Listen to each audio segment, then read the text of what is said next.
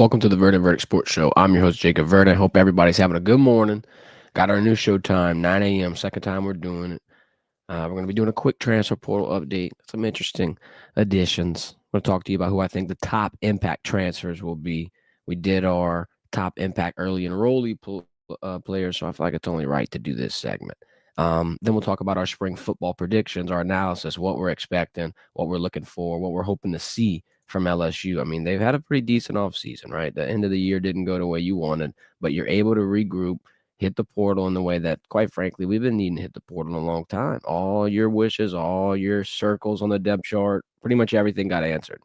Obviously, the safety position, that domino just fell. Marcus Cooley committed.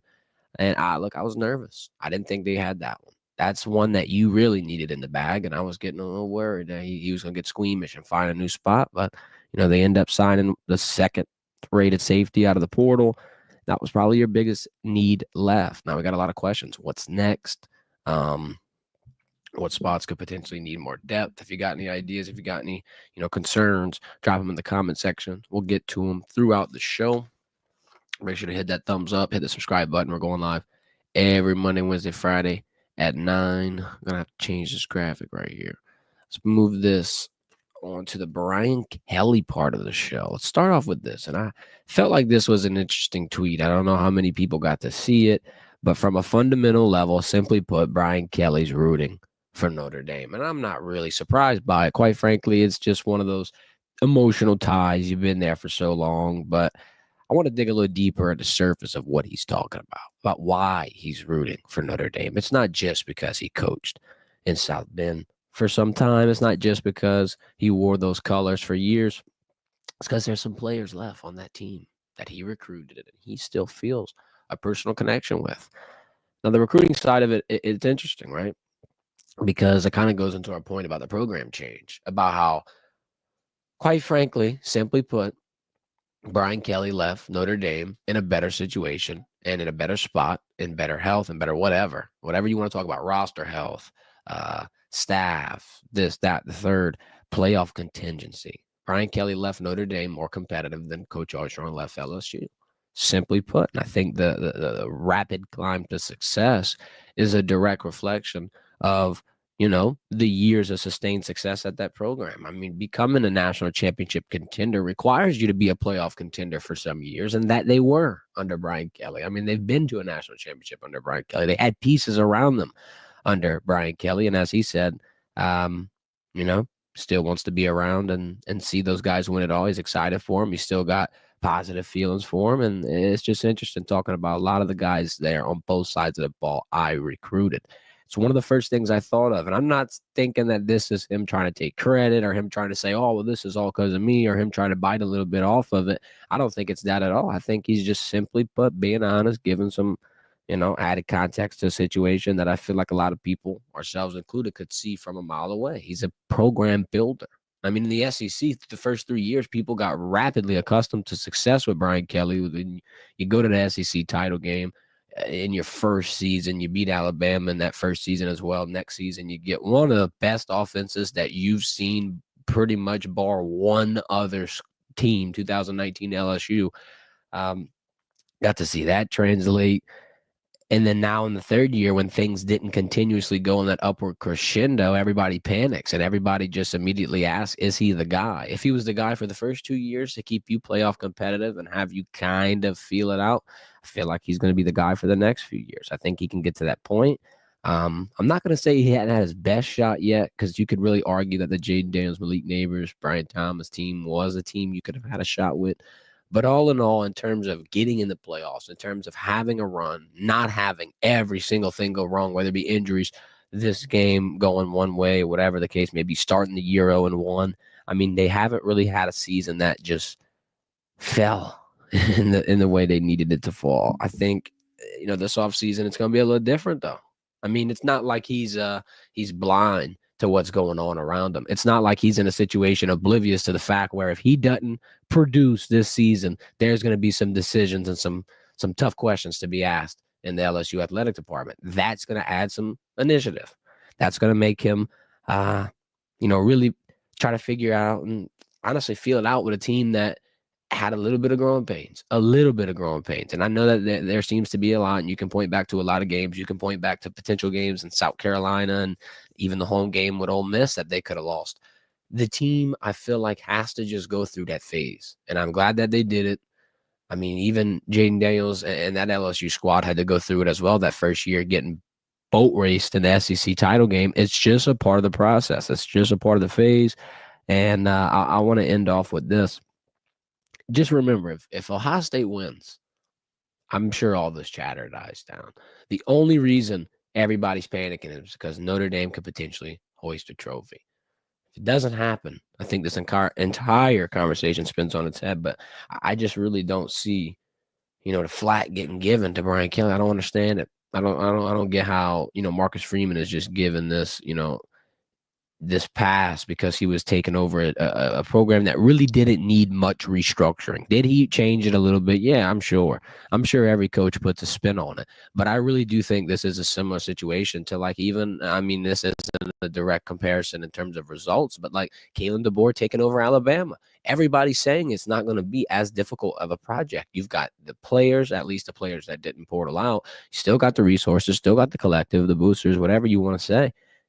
It's not really the toughest project comparatively to going to an Auburn or whatever the case may be. I do think not all head coaching jobs are created alike, and I think it's the very, same instance in this situation. Let's move on to this transfer portal news real quick. We're talking about TaMarcus Cooley, and I want to talk about these rankings, right? 24/7 has LSU as the number 1 transfer portal class. I want to point out a few things before we, tote that rating a little bit. Obviously, Ole Miss trailing right behind you has more commits, but you got more 4 stars. They got more 3 stars. It's kind of that little tug of war battle between the decimal points and the ranking system. Texas Tech right under it. Auburn making a pull, and obviously Florida State at number 5. The 3 teams I wanted to note out of this list, obviously LSU, Ole Miss, Auburn. I'm going to add a 4th, Texas A&M. They're making some moves as well. It's always interesting because a lot of people get hyper fixated on what your team is doing and not what your competition is doing around you. And I'm not saying Ole Miss is going to be able to keep up and be competitive and this and that, because sometimes the transfer portal just don't pan out. And that sometimes was this past season for them. So I'm not going to jump the gun and think it's going to instantly translate, but I'm also not going to think Lane Kiffin is going to miss 2 years in a row. Now, that's just my opinion. I think the portal is all about a process. It's all about how you're going to be able to grade kids, scout kids, hell, recruit kids, because it's an open recruitment. It's more of a professional recruitment in the portal. I mean, yeah, the kids and the high schoolers and, your 4 and 5 stars, they want money too. But how about your veterans that have not only been getting paid, but have been playing and probably bring the most experience and value to your program? It's a whole different beast. I mean, it takes a lot to be able to work that out. Now, focusing on the TaMarcus Cooley situation, the addition, the safety position getting kind of locked up here because everybody was wondering, when is it coming? Who are they grabbing? It's a need. You're sitting here on a soapbox for weeks talking about it, and boom, now they got it. Number 2 safety in the portal. Now, are they done? Are they done at safety? Are they done in general? What's the outlook looking like? My thought process on it is you're just going to have to take what comes. I mean, it's a case-by-case basis. You still got another second window that opens in April that you could potentially get something out of. You still got some names probably murmuring around that haven't made their official commitment. I would imagine LSU would look at these 2 spots in D tackle and linebacker. Maybe that would be ideal to be able to grab some more pieces over there. All in all, for TaMarcus, though, a couple of questions, right? Couple of question marks, at least in my opinion. In the spring's going to have a lot of opportunity to be able to iron out some of these wrinkles, some of these questions, some of these things that are not necessarily worrying me, but making me wonder. Where would TaMarcus Cooley play best, right? At NC State, he's playing nickel. I don't think there's going to be much room for that. I mean, maybe in a sub package, I don't know what the scheme's looking like, but I just imagined maybe he'd play his best at strong safety, closer to the line, trying to play more of that hybrid role. And then for free safety, you might even be able to do some real creative Matt Adder shit. I'm not going to lie. Deshaun Spears obviously is probably your go-to. But, hey, if Jakeem and DJ Pickett, or let's say Ashton Stamps, let's just say you got a cornerback duo that is nice enough and reliable enough where you can move Mansour to that free safety spot, boy, oh, boy, oh, boy, oh, boy. You might have literally had the DB overall of a lifetime. But yeah, that's one of my biggest questions for y'all. If y'all got any position, any area of need in the depth chart for LSU, drop in the comment section. We'll react to it throughout the show. I want to keep it transfer portal related, but I want to specify, like we did the other day, who I think are your biggest impact transfers. Who entered the portal out of the 16 players? Who's the new faces that you really need to memorize? And quite frankly, that you're not going to have a hard time memorizing because they're going to be all over the place next year. Who are those 3 people? I got a bonus one for you, too. We'll go left to right. Josh Thompson. I think losing Will and Emery, it was huge. I think if it were to not be noticeable, it would be because of additions like this or because of additions like a Braylon Moore. That's the extra one for you. That's your honorary, your honorable mention. I think these pieces on the offensive line, the amount of depth that you were able to grab, the amount of experience now that you have in that room, paired with Brad Davis and that insane tutelage, seems like he's one of the best position coaches that we've had, been on the staff for many head coaches at this point. I'm excited to see what he's able to do with these pieces. I think that Nussmeier's development, his success, and just how overall comfortable he gets in the pocket is going to depend around how strong that offensive line is, how good they're able to pass protect, how good they're able to hold up that rush for him. And I feel like this offensive line addition in Josh Thompson might be one of the biggest pieces that you see, only because he's going to probably facilitate one of the biggest losses that LSU's had in terms of big pieces through the last few years. In the middle, we got our guy Mansour Delane, just talked about him, his coverage ability, also the versatility. He's able to play multiple positions, and I'm not going to stretch it, and I'm not going to make it seem like he's something he's not. We got to see it in spring.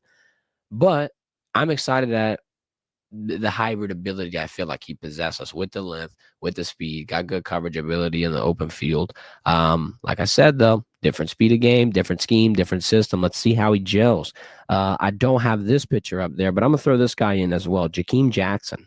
That's the corner transfer from Florida. I think he's a day one starter in my book. And listen, like I said in the last segment, the DB room is in for a major overhaul. You've got a lot more pieces that I think could potentially play on Sundays in this room.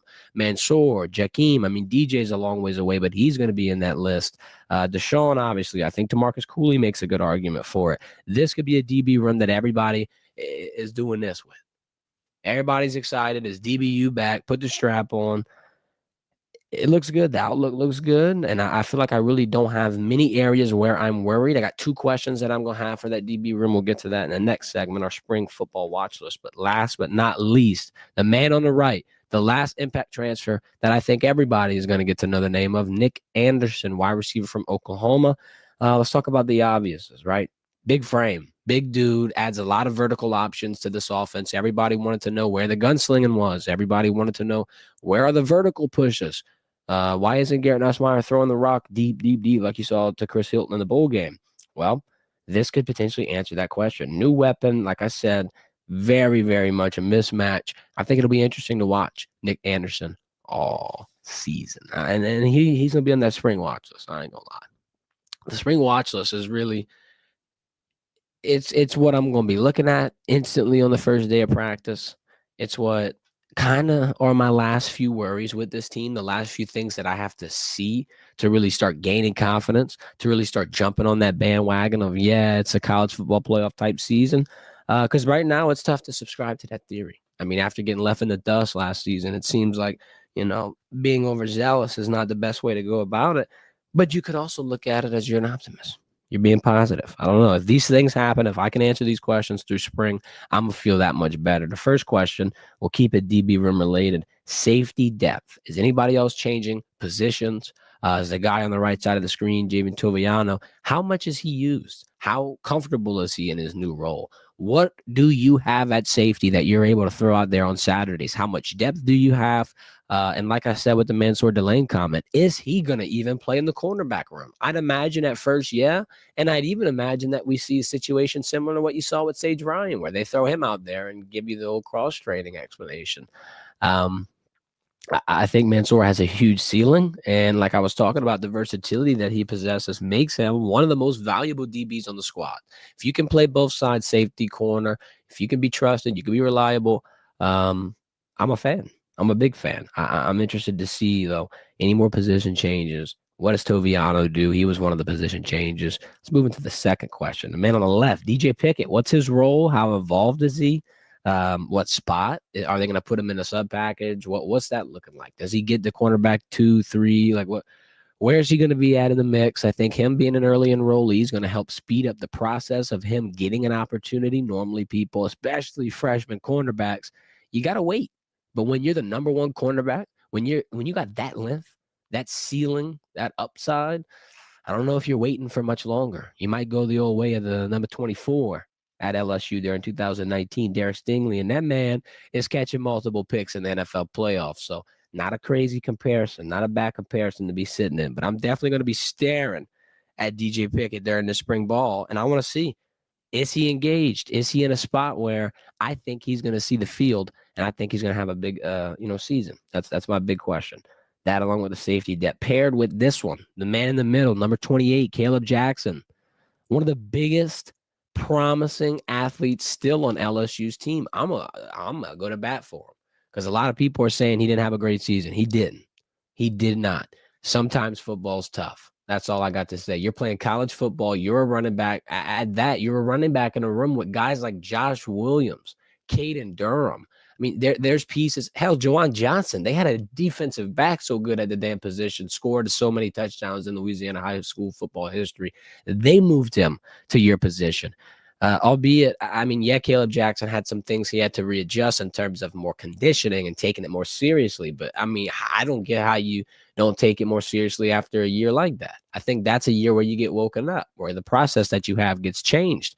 And I want to see if Caleb Jackson is engaged. Who's the next backup? Is he RB2? Is he the guy that we're going to see toting the rock behind a Caden Durham? Because I don't think 29's losing that job. He's the lead horse. He proved why he deserves that opportunity, and I just don't see them slowing it down. So if he's comfortable with that role and he's comfortable with that, then I could see him staying. That's one of my biggest interest points, right? If that second portal window opens, what do they do? Are they able to keep him? Do they want to keep him? It's all going to be contingent on how Harlan Berry, JT Lindsey, all these pieces kind of develop. It's also, I mean, how about John Emery? Is he coming back with a medical red shirt? I'd imagine that would be one of his plans. I mean, you haven't heard anything of it yet. A lot of pieces are going to float around this running back room. And I think Caleb Jackson might be one of the biggest question marks. I think it's worth the risk. He's already on the team. He's already in the scheme. I mean, yeah, sure, he might have been frustrated at the ending result of the season. But hey, sometimes things don't go your way. Sometimes the plan, the perfect little idea, the perfect little visualization that you have of a moment doesn't happen. And then now you're left to learn from that, develop your process, grow, and now you're stronger for the next season. Now, when this happens, you're not going to be, down in the dumps, and you're going to be able to turn it around and figure it out. I think Caleb Jackson's posed for a big year. It's all about what he does up here. It's all about how he focuses, all about how he gets his process, recalibrated. That's what I think. Linebacker room, and we got a comment here in the chat about it with Bo Knows. I'm going to pop this up. Bo's talking about he wants to see who they roll with at Mike, and he thinks they roll with Keys at Mike, Witt at Will, Perk at Sam, with West backing up Keys are rotating in. I'm glad you brought that up because I got an interesting note. That's my next note, the linebacker room. Who's in for Harold Perkins? Is it still going to be Devon Keys? And then your main three, who's that going to be? Bo Knows also saying, don't want to see Kelly roll with so-called senior because he stayed like he's done with the past few years. So with the West Week situation, I think if he does get started, now I see where a lot of people are coming from with he's probably just getting it for the experience because, there is a seniority aspect to college football and managing it. I think the only thing with Keys, and I love Keys, when he called that pick six, I'm literally running up, catching the damn video. I'm excited. People throwing popcorn everywhere like that. That was a big moment where I thought Devon Keys announced he's arrived. There's been a lot of games for him this season where he's looked very good, Mr. 42. And I'd expect him to get ample opportunity, not only this camp, whether it be spring, fall, what have you. I think his role is going to progressively grow as the season goes. I think they're going to want to keep putting him in situations, testing him, seeing how he responds, and not just throw him to the wolves all at once. I'm not advocating for it, against it, with it, whatever. I just think that's the reality of the situation. We've seen it played out like that with several other people. I mean, whether it be Whit Weeks, Womack, to your point. I mean, there's been a lot of people that haven't gotten their big break as fans would initially expect. Now, if Devon Keys is going to fall down that role, I don't know. I think the only way Devon Keys can really implement himself into that starting role is if there's no more transfers in that room. If they 100% rock with the linebackers they have now, I could see that. A Whit Weeks, Devon, Harold Perkins, 3 linebacker core. I could see it. I feel like they could be a very interesting spot too, because you got Blake Baker, defensive coordinator, linebacker coach, for what it's worth. Matt House was also that as well, so it might not always mean instant, success, instant translation. But I think, if Harold Perkins gets comfortable in that star position, or even if he just gets comfortable in general with whatever they put him out there in, then by default, Whit Weeks is already going to be out there on the other side. Now you just really got one question mark. Now you just got one spot where you're going to have to develop, fill, potentially answer, potentially replace. And if it is a Wes Weeks, at least it's somebody that's been in the system long enough where he's not going to be horrible. Was he fantastic at a bowl game? No. But the difference between now, the bowl game period, and later when the season starts, a lot of football, a lot of practice, a lot of opportunity for growth. Never know what happens. Obviously, we'll keep you updated on the linebacker core. I'm sure we won't see Whit Weeks as well, now that I think about it. The injury, getting banged up, probably not going to see him. And you're probably going to get to see a lot of linebacker depth now that I think about it. You're probably going to definitely see guys like Devon get out there. It'll be interesting. I think another room we should really highlight and talk about, the wide receiver room. Who are you going to see be the locks, be the guys, be the main core in spring? And then naturally it'll change, it'll shake up, it'll move around. But I think your locks that you're really, really comfortable with right now, obviously your Chris Hilton, your Aaron Anderson. I would say Zay Thomas as well. I would say Zay Thomas is more than just, your utility or your Swiss knife. I think he's an option that you could really put out there in space. It'll be interesting though. The question marks: Nick Anderson, Barian Brown, Destin Hill. Obviously, they're transfer portal targets. Obviously, they're big pieces with a lot of expected output. And I think Nick Anderson might be one of your biggest, results, I guess, of the transfer portal, one of your biggest cash-ins. And then Barian Brown is going to be who I think takes over that Xavier Thomas-esque role that we saw this season. And like G Sports was saying, with Destin, definitely has a huge upside. Just going to have to see how he progresses throughout the spring, if he plays much during the spring, what that situation is going to look like. But he has a very, very high ceiling as well. We got AK in the chat asking about the date on the spring game. Let me look it up for you, man. I'm not sure if they exactly released a date yet, but we will keep you updated on it. No date yet. It's coming soon, though. Spring ball starting in about a month and a half. I believe it would be around the April-ish time, early April, first week, second week. Let's get to this comment section. H-Town Creole, good morning, dude. Appreciate you in the chat.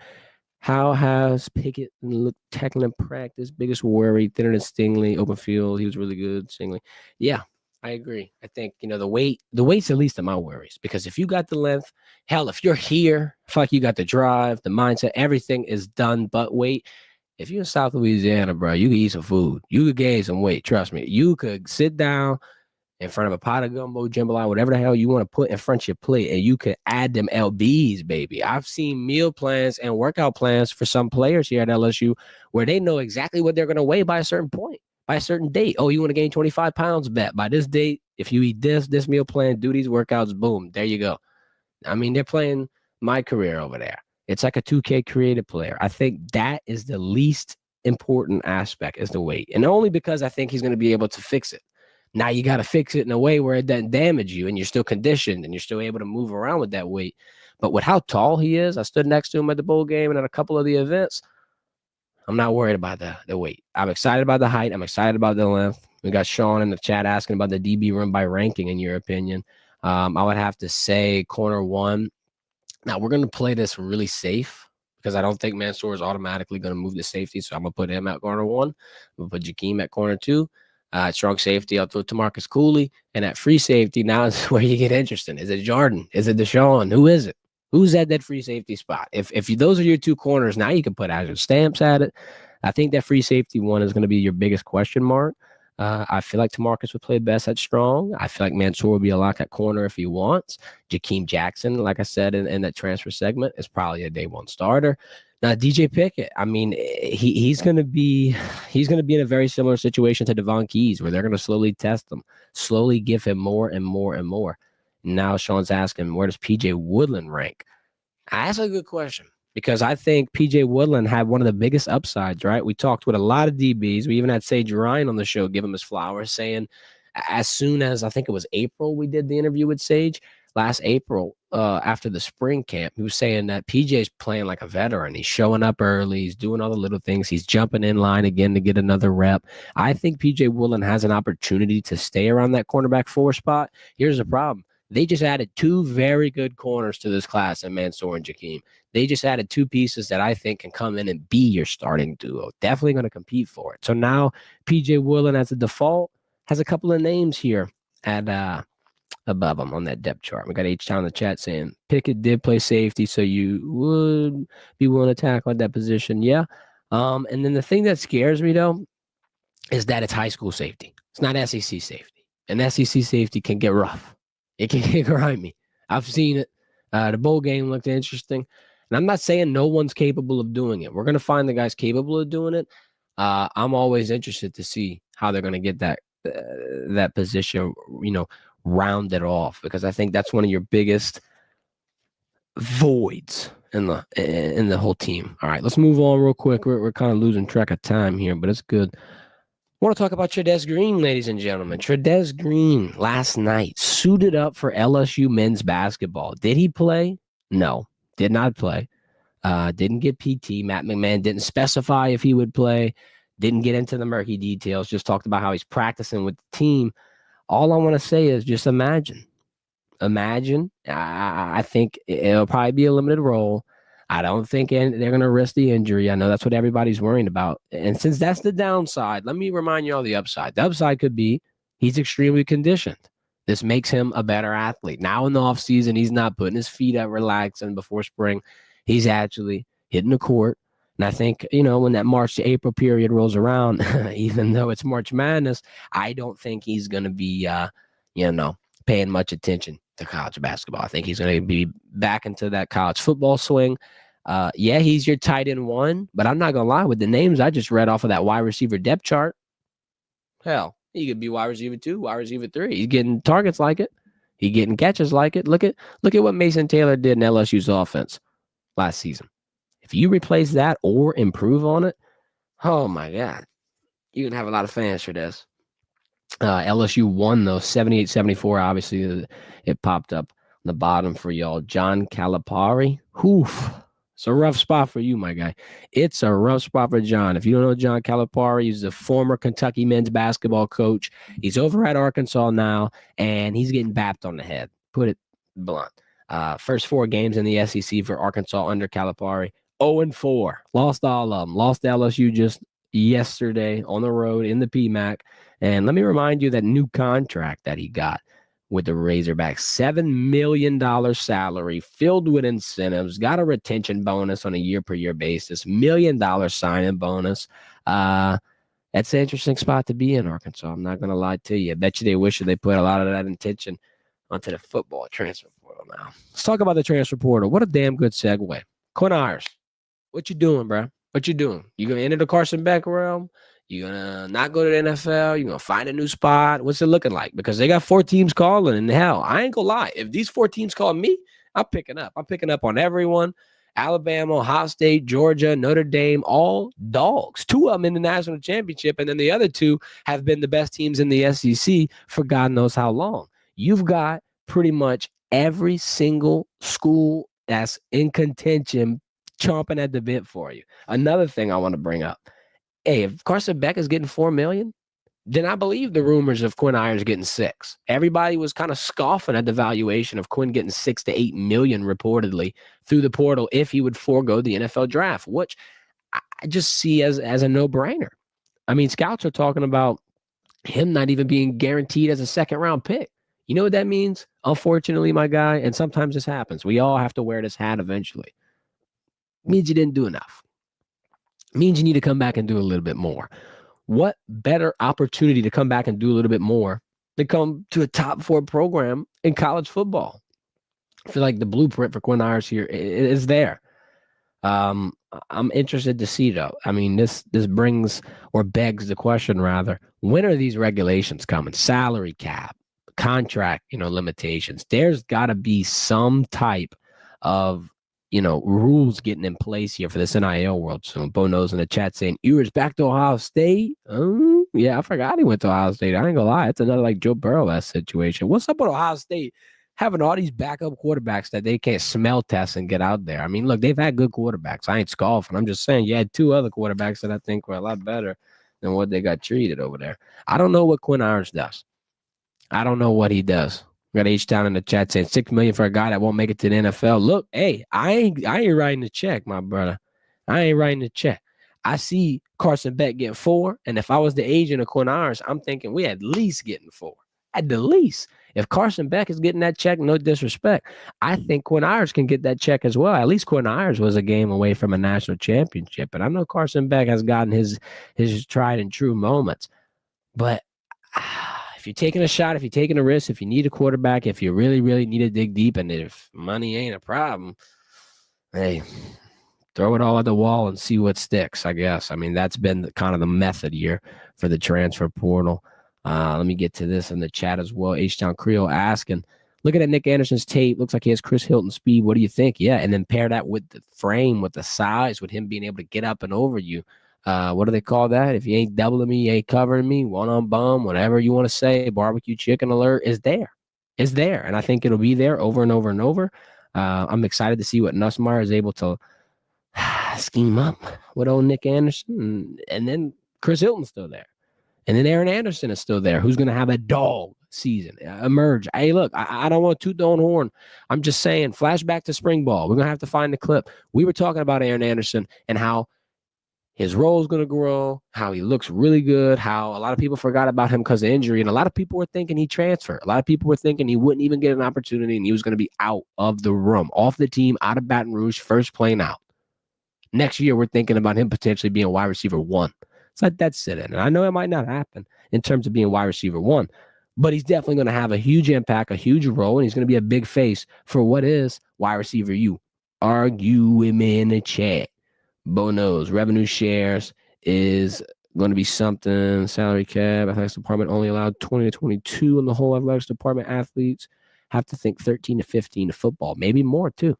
I think 80 to 90% of this damn budget will be directed towards football, only because, not saying that they don't care, but because the other sports simply don't demand as much resources. I mean, there's only one that's really, really, really resource driven, maybe college basketball under it, and then maybe baseball right under that.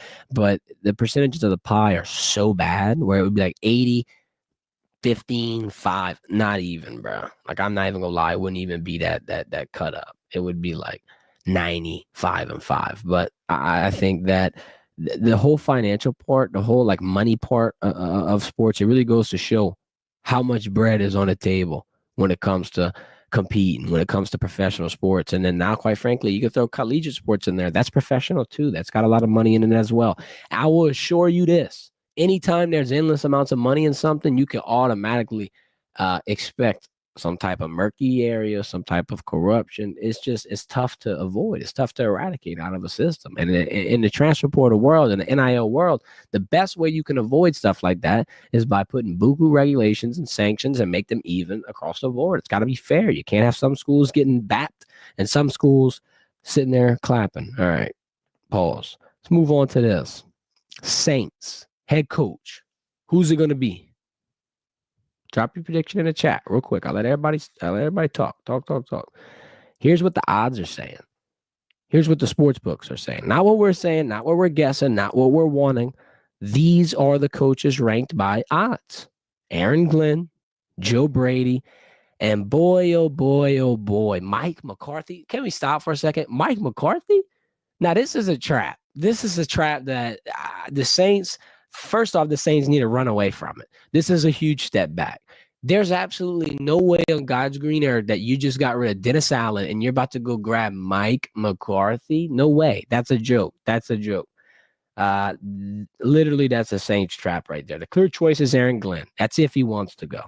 I mean, what more do you have to see? The Lions are in one of the best spots in the NFL, have been clamping some of the best defenses in the NFL, and they could potentially be on a Super Bowl run. If you want somebody that's going to get you from just raising the bar a little bit to actually getting it all done at the end, this is the guy that'll get you to the promised land, the guy that has his eye on the prize, the guy that I think is probably the clear favorite. The only other name not on this graphic that could have a shot, I doubt, is Kellen Moore, the Eagles offensive coordinator. There's been some rumors and mumblings around that. I don't think that's happening. I think it is Aaron Glenn or bust. That's what I'm thinking. Aaron Glenn or bust. Now, if you get any of these people on this list, it better be one more and not the dude all the way to the right. I think Mike McCarthy could turn the Saints into an even worse dumpster fire situation than what it already is. And it's no scoffing at Mike McCarthy. Nothing to say with him or nothing bad to say about him other than just I think that process is a little worn down. The process ain't working out. He's winning some games in Dallas, but the regular season isn't exactly what wins you a championship. It gets you in a spot to be able to get a seed to compete against some of the best teams to get a championship. But all in all, if you're losing to the Green Bay Packers at home in the first round of the playoffs, that ain't how you get it done, Jerry. And they're talking about getting Coach Prime. They're talking about all kind of stuff in Dallas. I mean, look, the college football / NFL coaching world is going to shake up a lot, and it'll continuously happen. It's going to be something that we're going to monitor. We talked about it with G. Are we going to see any big names leave the college world like we saw Harbaugh? And I'm not saying Saban went to the NFL, but he left as well. Are we going to have any more of those? I mean, I keep your eyes peeled on someone like a Marcus Freeman or Coach Prime. It seems like that's a very big greased wheel rolling towards the potential Dallas Cowboys. That's what I'm thinking. I appreciate everybody for joining in the stream today. Shout out H-Town Creole, Bo Knows, all our guys in the chat. Appreciate the conversation, the community we build at 9 a.m. Monday, Wednesday, Friday. This graphic at the bottom, it's cap. Changing it. No mas 1 p.m. 9 a.m. Monday, Wednesday, Friday. Transfer portal news, all that good stuff. On Friday, I give you a sneak peek of the show. National championship prediction. That's what I think. I think that... I can tell you. I was about to give you a brief glimpse. I'm going to make you wait. We break it down the whole game. We give you my full thoughts, my full reactions. And see if some Notre Dame fans are going to show up. It'll be interesting. Y'all have a good one early in the morning. Got all your day ahead of you. Nice Wednesday. Smash that thumbs up. Smash that subscribe button. This has been the Verdin Verdict, where we bring you sports talk on the go. I'm your host, Jacob Verdin. Appreciate y'all watching.